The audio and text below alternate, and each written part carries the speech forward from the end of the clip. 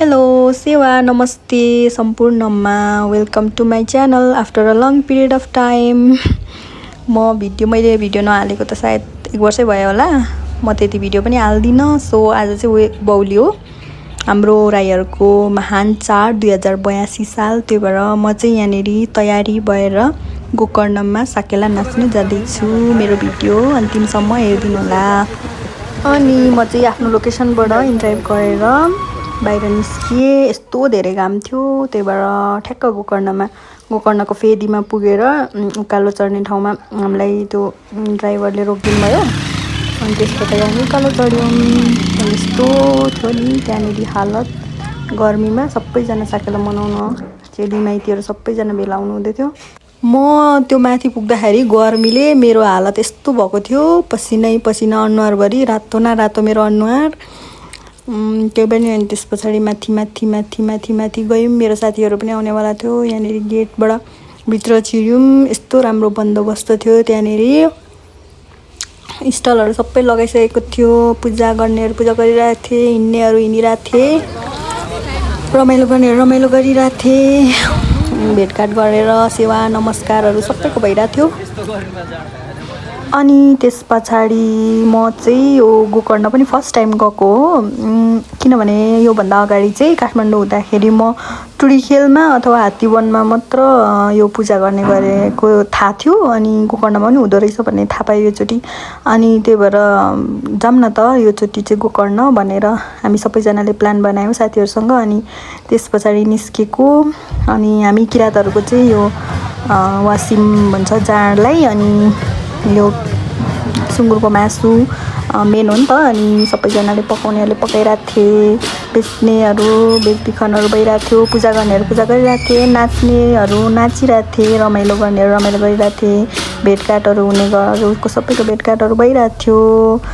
अनि त्यस पछाडि मैले पनि अलिअलि फोटोहरू भिडियोहरू खिचेँ आफ्नो है। अनि साथीहरूलाई पर्खिँदै बसेँ।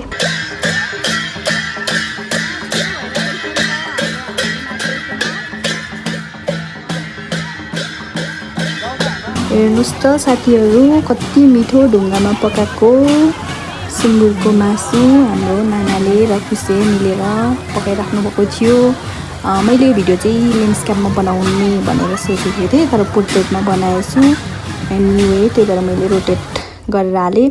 यति मिठो थियो यो हेर्दैखेरि। अनि सुरुमा त माङलाई भेट्नु पर्यो, सुरुमा माङको पूजा गर्नु पर्यो, पितृहरूलाई सम्झिनु पर्यो, अनि मात्र यो खाने ताने गर्नु पर्यो भनेर म सुरुमा माङलाई भेट्नु गएँ। माङमा पूजा गरेँ, नमस्ते गरेँ, सबै पितृहरूलाई सम्झेँ।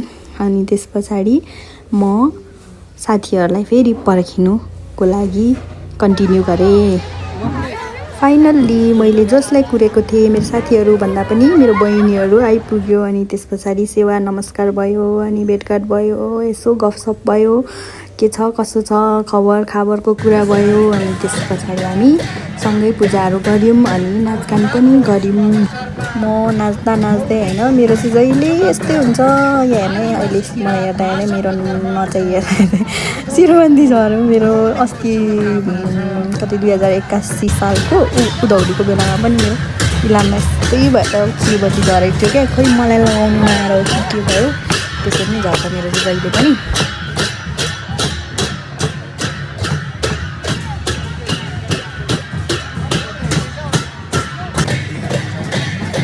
अनि हामीले खाजा खायौँ होइन। मैले खाजाको चाहिँ क्लिपहरू बनाउनु पाइनँ।